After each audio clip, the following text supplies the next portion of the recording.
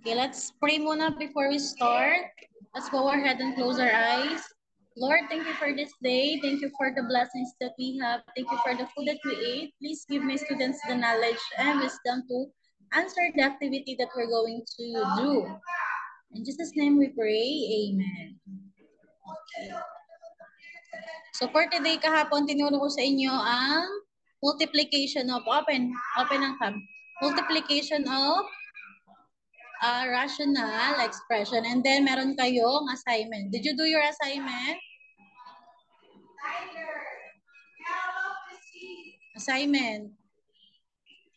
Okay, check your own, check your own assignment.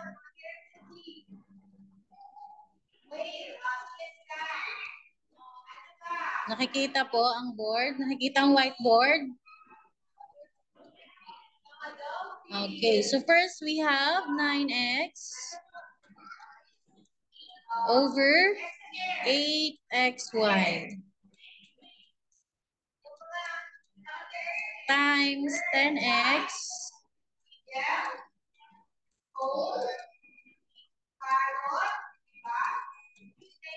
(9y). Okay, this is multiplication. First, multiply the numerator. 9 times 10, Princess.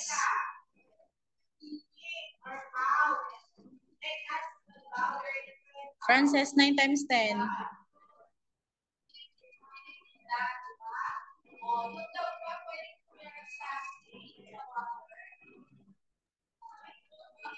Ano po, 90? 90. X times X is? X squared po. X squared. Next. Denominator, 8 times 9. MJ, 8 times 9, MJ.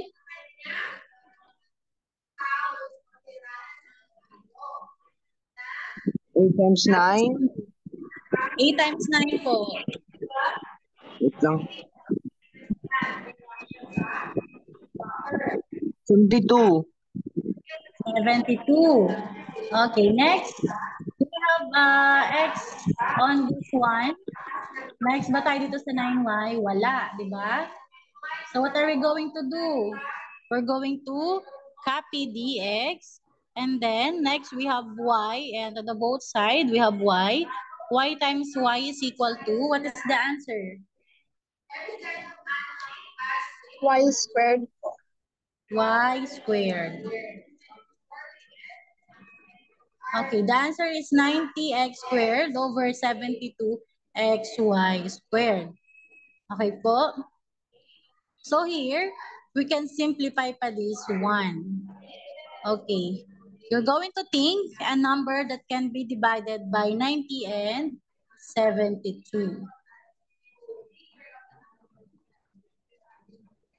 Okay, but just leave it na lang sa ganyan. Okay, next. What is the next one?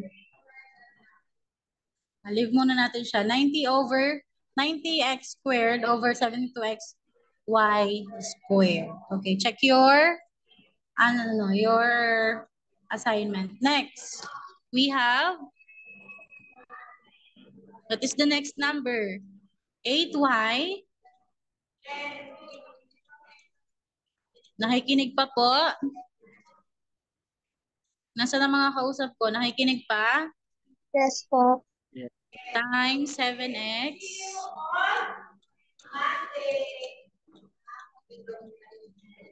over 2y. Okay. Multiply the numerator. What is the answer here? 8y times 7x. 8 times 7 is? 26 What is po. that? Ilan? 56, right? And then?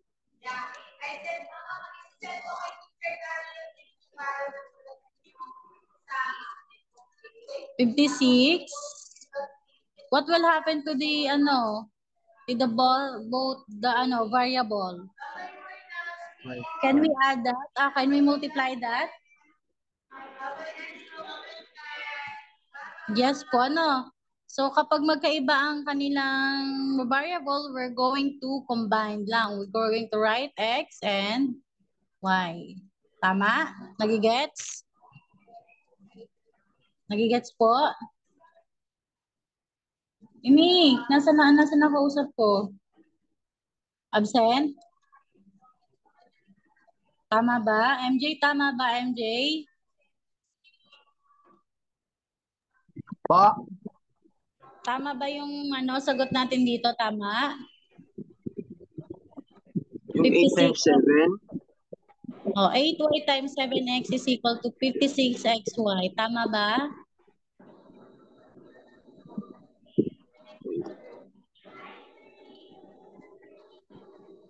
Tama. Pag-combine lang natin yung dalawang variable. Next, yung nasa baba naman, 9y times 2y. Vince, 9y times 2y. 18. 18. Y.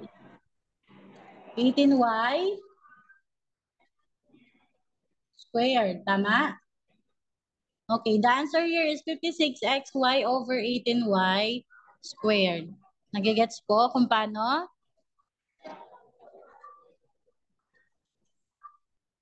Okay, next. Checkan nyo na ha. Next, last one we have 10x squared over 7x times 3x over 7x. Okay, let's answer. 10 times 3 is? Ashley, 10 times 3, Ashley? Ashley, 10 times 3.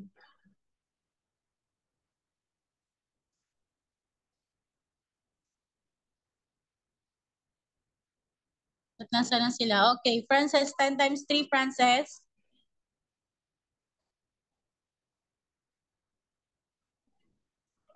Twenty-seven po.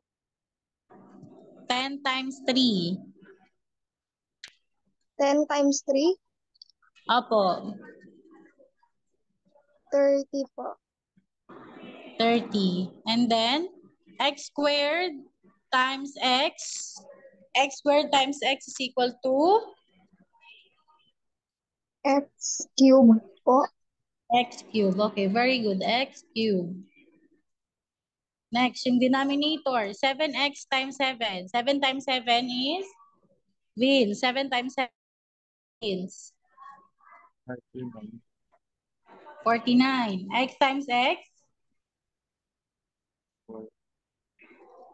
Ha? X squared po. X squared. Ayan. So, this is the answer. Ayan. Who got the correct answer? Tatlo. Ayan. I-check ko ulit yung notebook nyo kung may gawa kayong assignment. So, for now, answer this in your NB3.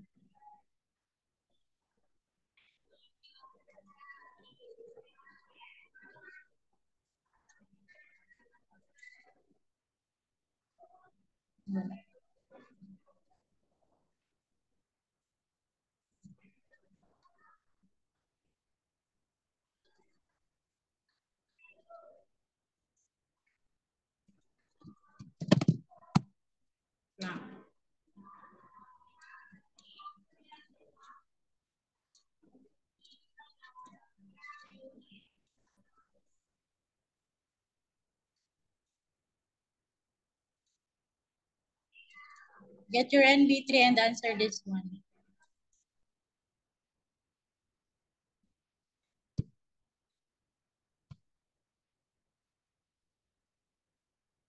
Nakikita, 1 to ano lang, 1 to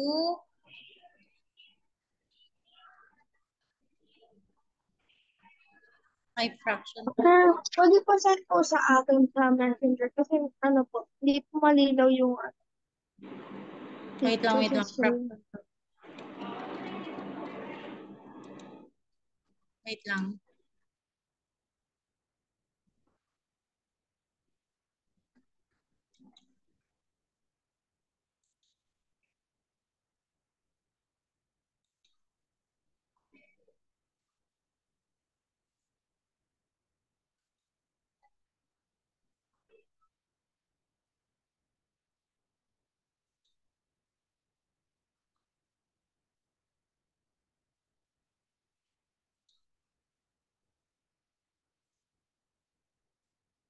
Send ko sa'yo, Frances?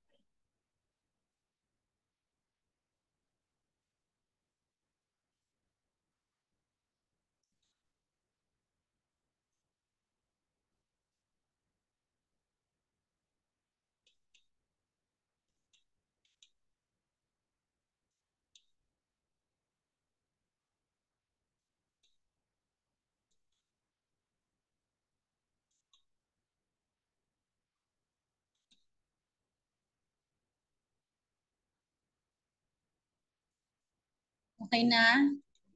Wait lang.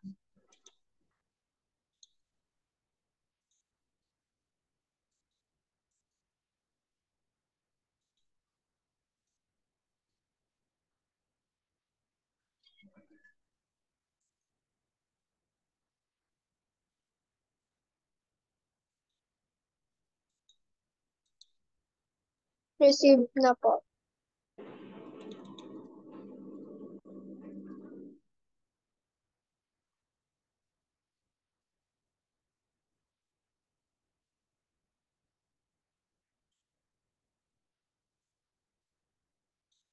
Yung 1 to 5 lang, 1 to 5. Lang. Then, dito ko share. Yan, nakikita na? 1 to 5. In your NV3, 1 to 5, 1 to 5. And then we're going to answer.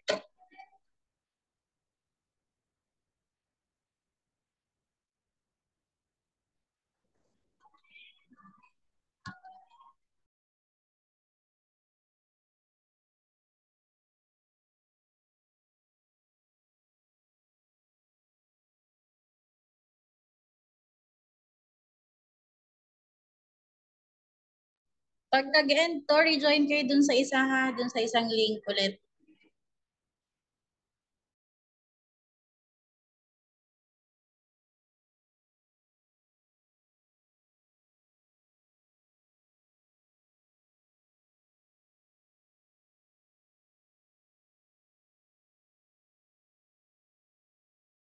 Open your camera. Sir, 1 to 5 lang po ito. 1 to 5 lang ang sasagutan, 1 to 5.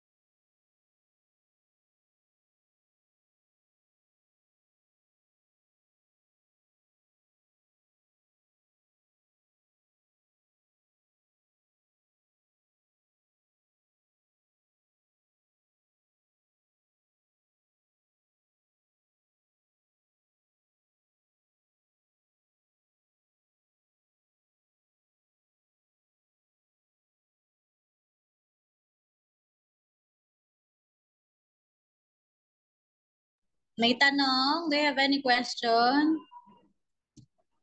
MJ, open your cam, MJ.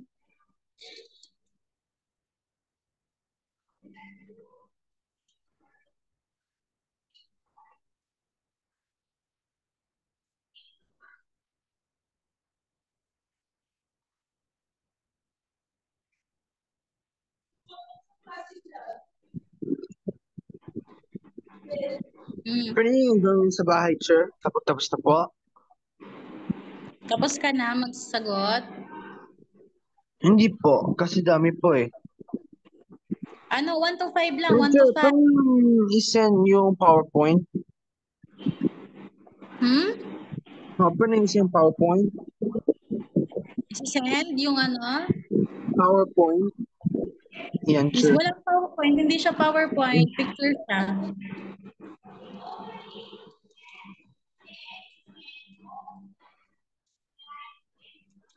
Send ko sa'yo. Sure, isi-simplify pa po.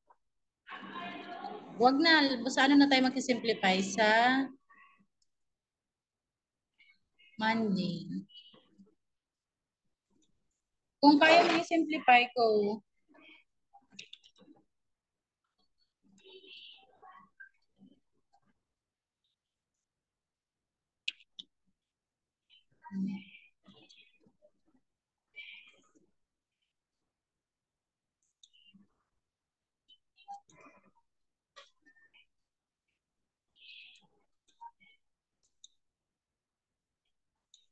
sinend ko na sa'yo, MJ. 1 to 5 lang. Baka sagutan nyo lahat ha. 1 to 5.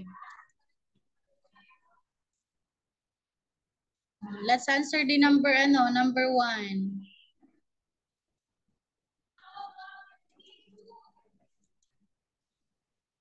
Number 1 muna. 5 times 9. 5 times 9 is? 45. 45. And then, y? Do we have y on the other side? Wala po. Wala. That's why we're going to just copy. And then, x. We have x to the other side? Wala din. Copy. And then, over. Ayan. Over. 3 times 10 is? 3 times 10 is? 30. And then, copy the variable. This is the answer. If we're going to simplify that, Okay lang po ba? Kasi X po yung nauna sa Y. okay lang, okay lang, okay lang.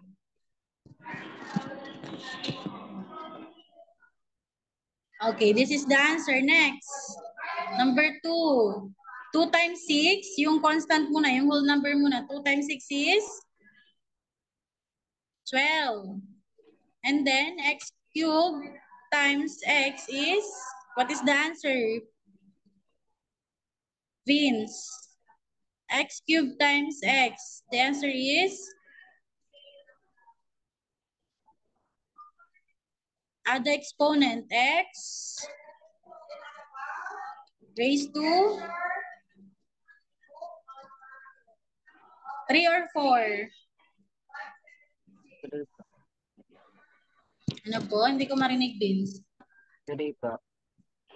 3 or 4. Di ba may exponent na 1 yung x? And then yung exponent natin sa multiplication will be added. What is the exponent and ano? 4.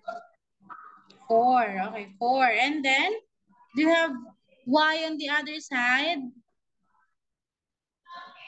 Do you have y on the other side? Wala. Just copy the y and then next, do we have z on the other side? Wala din. That's why we're going to copy and then raise to 5.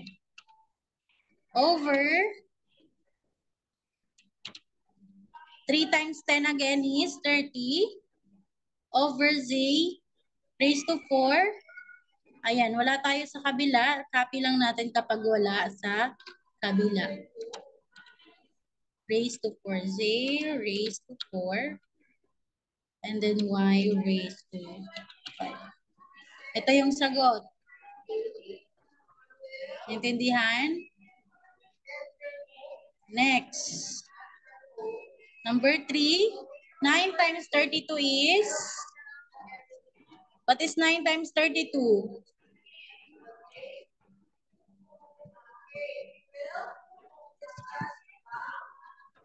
9 times 32.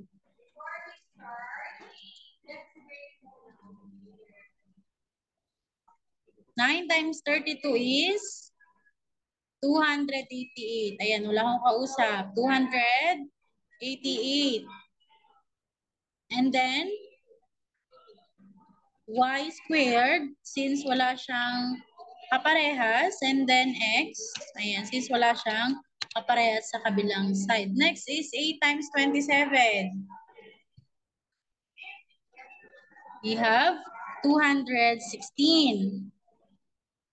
And then, y. This is the answer. Nagigets po? Multiply ang numerator at denominator. Multiply lang, ganun lang. I will check your notebook on Monday. Next, 2 times 12 is 24. And then we have x on the other side. It will become x raised to 3. X raised to 3. And then y. And then z raised to 4. Over 3 times 6 is 18. And then z raised to 3. And then y raised to 3. Okay, nagigets yung concept ng multiplication? Yes Ganun lang. po. Nagigets? Madali? Mahirap? Madali lang po. Yung multiplication, kailangan i-memorize. Basta madali lang yung multiplication. Next. Ayan, join kayo dun sa isa nating link. Ang tatalakayin naman natin is we're going to tackle or discuss about the division of rational expression. Okay po? Rejoin kayo dun.